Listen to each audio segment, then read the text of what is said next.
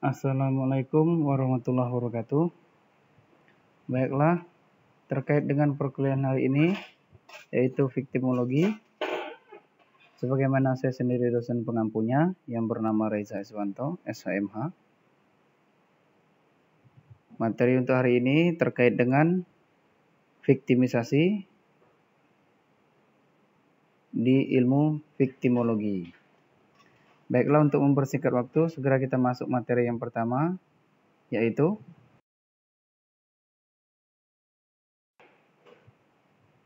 golongan viktimisasi. Sebelum saya menjelaskan terkait dengan golongan viktimisasi, terlebih dahulu saya menjelaskan apa itu dari pengertian viktimisasi sendiri. Viktimisasi sebenarnya penderitaan yang diderita oleh korban, baik secara fisik maupun psikis atau mentalnya, dikarenakan telah dilakukan perbuatan oleh pelaku atau pihak lain. Jadi dalam hal ini, penderitaan yang dialami korban itu tidak hanya berupa fisik saja, seperti luka-luka segala macam. Terkait juga psikis seperti apa, gangguan kejiwaannya. Itu pun termasuk di viktimisasi. Sehingga yang dinamakan penderitaan itu atau viktimisasi itu baik berupa fisik maupun psikisnya terganggu. Terganggunya karena apa? Karena perbuatan yang dilakukan oleh pelaku tersebut. Baiklah, itu tadi terkait dengan pengertian dari viktimisasi. Selanjutnya kita masuk ke golongan viktimisasi. Yang pertama yaitu viktimisasi politik. Dalam hal ini sudah jelas adanya korban dalam dunia politiknya. Di dalam viktimisasi politik ini dapat dimasukkan aspek seperti penyalahgunaan kekuasaan. Nah, dengan adanya penyalahgunaan kekuasaan, sehingga korban-korban di dunia politik itu pun akan terjadi. Makanya tidak heran dengan adanya kekuasaan ini, terkait pemerintah satu dengan pemerintah lain itu bertentangan di dalam dunia politiknya. Selain itu juga pemerkosaan hak-hak asasi manusia sudah jelas. Dengan adanya kekuasaan itu, maka hak-hak asasi manusia, terutama yang hak-hak asasi manusia yang orang miskin atau kelas bawah, itu pasti terancam dibandingkan dengan hak-hak asasi orang kelas atas. Selain itu juga adanya campur tangan angkatan bersenjata di luar fungsinya sudah jelas. Jadi di luar fungsinya itu seperti apa? Dalam hal ini terorisme atau yang lain, ISIS segala macam. Nah, itu pun sudah termasuk yang menjadi korbannya adalah dunia politik itu sendiri. Karena dia seperti teroris ISIS itu dapat merobohkan suatu perpolitikan di suatu negara. Selain itu juga intervensi dan peperangan lokal. Nah, adanya intervensi dan peperangan lokal ini dapat juga mengakibatkan adanya korban di dalam dunia politik. Seperti apa korbannya? Terjadinya perpecah belahan antar politik satu dengan politik lainnya. Karena berbeda pendapat dan berbeda penafsiran, serta saling egois antara politik satu dengan politik lainnya, sehingga tidak mau melakukan kerjasama. Baiklah, itu terkait tadi dengan viktimisasi politik. Yang selanjutnya yaitu masuk ke viktimisasi keluarga. Dalam viktimisasi keluarga ini maksudnya adalah penderitaan yang dialami oleh korban di dalam rumah tangga itu sendiri. Seperti perkosaan. Perkosaan ini seperti kita dengar atau kita lihat sendiri di media elektronik seperti di televisi. Sudah jelas sekarang ini sudah banyak, seperti contoh, bapak-bapak memperkosa anaknya, dan banyak juga tetangga memperkosa tetangganya sendiri, dan sebagainya. Nah, itu pun sebenarnya termasuk di dalam korban di dalam keluarga itu sendiri atau viktimisasi keluarga itu sendiri. Kemudian penyiksaan, sudah jelas. Ini penyiksaan terhadap anak dan istri.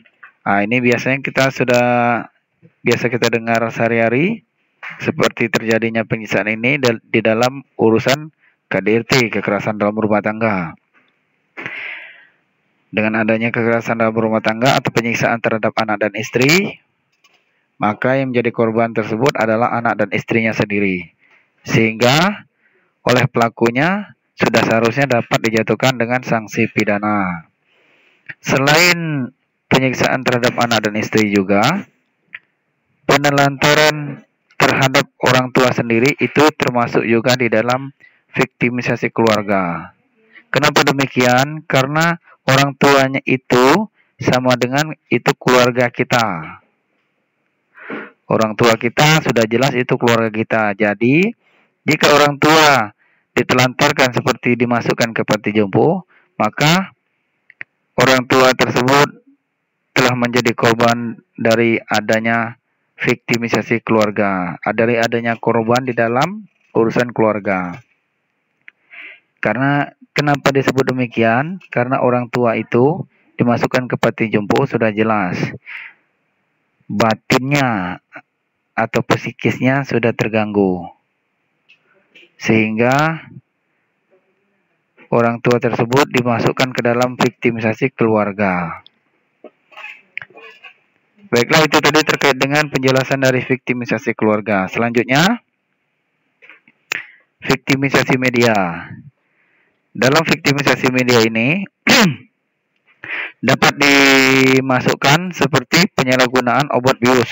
Ini dengan adanya berita-berita di media massa terkait dengan penggunaan obat bius, gunanya untuk misalnya seperti heroin, kokain, ganja, gunanya untuk menenangkan dan segala macam, tapi oleh si korban dia malah menyalahgunakannya dengan menggunakan untuk dirinya sendiri, sehingga disebut penyalahgunaan narkoba. Nah, dengan adanya hal itu, dengan dia melihat di media itu, media televisi ataupun media cetak, kemudian dipraktekkannya, maka orang tersebut sudah dapat dikategorikan sebagai korban yang menderita dengan adanya media itu sendiri. Selain itu juga penggunaan alkohol sudah jelas.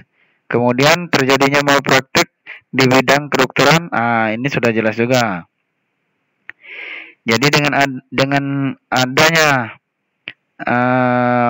penggunaan media atau alat-alat yang canggih, sehingga orang terkadang kala dalam melakukan suatu pekerjaannya seperti dokter ini melakukan suatu operasi, tidak menutup kemungkinan akan terjadi juga malpraktek seperti kelalaian.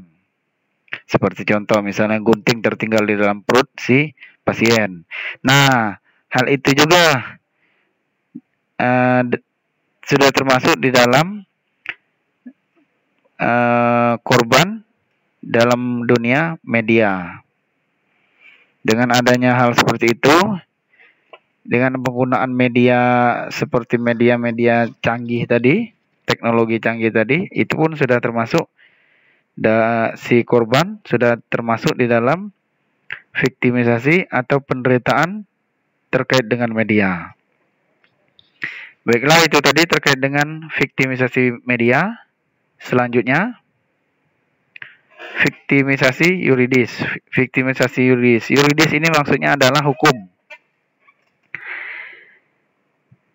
Terkait dengan hukum, baik itu mulai badan pembuat undang-undang atau legislatif, kemudian eksekutif, kemudian sampai ke yudikatif atau mengadili. Dalam viktimisasi yuridis ini, dimensi ini cukup luas, baik menyangkut aspek peradilan atau lembaga pemasyarakatan, lapas, baik peradilan atau pengadilan maupun lembaga pemasyarakatan, maupun yang menyangkut dimensi diskriminasi peraturan perundang-undangan. Nah, ini maksudnya diskriminasi ini tidak menjalankan aturan undang-undang itu sendiri. termasuk menerapkan kekuasaan atau stigmatisasi, kendati pun sudah diselesaikan aspek peradilannya. Jadi dalam hal ini walaupun sudah selesai perkara itu di pengadilan, tapi terkadang masih juga mengajukan gugatan ke misalnya ke MK untuk peninjauan kembali dan sebagainya.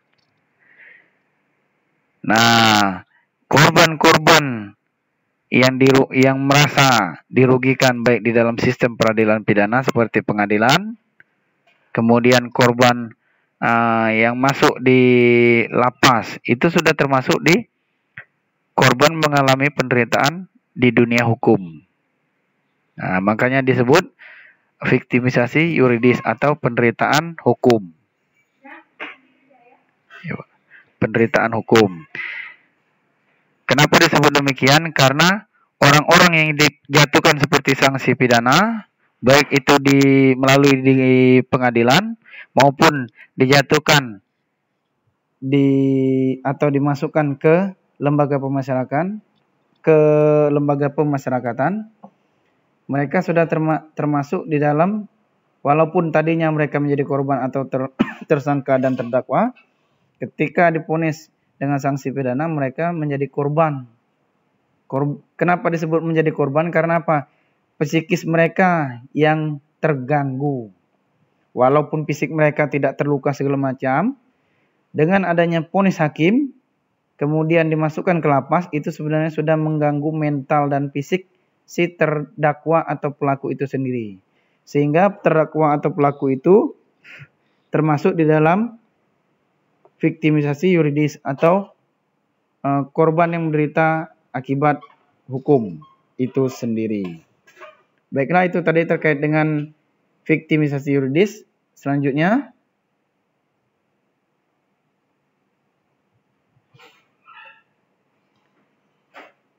viktimisasi ekonomi. Di viktimisasi ekonomi ini terjadi karena adanya kolusi antara pemerintah dan konglomerat. Nah, sudah jelas adanya KKN, kolusi, korusi, dan nepotisme. Dengan adanya korupsi, kolusi, dan nepotisme ini sudah jelas mengancam perekonomian di suatu negara itu sendiri. Selain adanya kolusi antara pemerintah dan konglomerat tersebut, ada juga produk-produk barang yang tidak bermutu yang merusak kesehatan. Nah, ini sudah jelas. Terkadang barang-barang yang sudah expire atau yang tidak bisa digunakan lagi oleh orang atau oknum yang nakal, makanya tetap diperjualbelikan. Sehingga mengakibatkan banyaknya timbul korban akibat dari produk yang digunakan atau produk-produk barang yang tidak bermutu tadi, dan akibat perbuatan itu dapat merusak atau dapat meruntuhkan perekonomian di suatu negara itu sendiri atau daerah itu sendiri. Dengan adanya hal tersebut, maka mau tidak mau, jika orang menggunakan BPJS, maka BPJS harus dikeluarkan, sehingga mengeludaklah pengeluaran BPJS dan dapat merugikan keuangan negara itu sendiri. Selain itu juga termasuk di dalam aspek lingkungan sudah jelas. Seperti kita contoh pada tahun 2017 sampai dengan 2018 dan 2019 kemarin masih juga terjadi kebakaran hutan dan lahan atau yang disingkat dengan Karhutla. Dengan adanya kebakaran hutan dan lahan tersebut sudah kita menyadari sendiri, sudah tahu bahwa yang menjadi korban dalam hal ini adalah di bidang ekonomi. Kenapa demikian? Sudah jelas, dengan adanya kebakaran hutan dan lahan, transportasi yang dari luar seperti menggunakan pesawat terbang, mengantarkan barang itu tidak bisa meluncur atau melandas di bandara kita, Bandara Jambi. Sehingga banyak barang-barang yang dari luar tidak bisa masuk ke Indonesia karena kebakaran yang terjadi di Indonesia.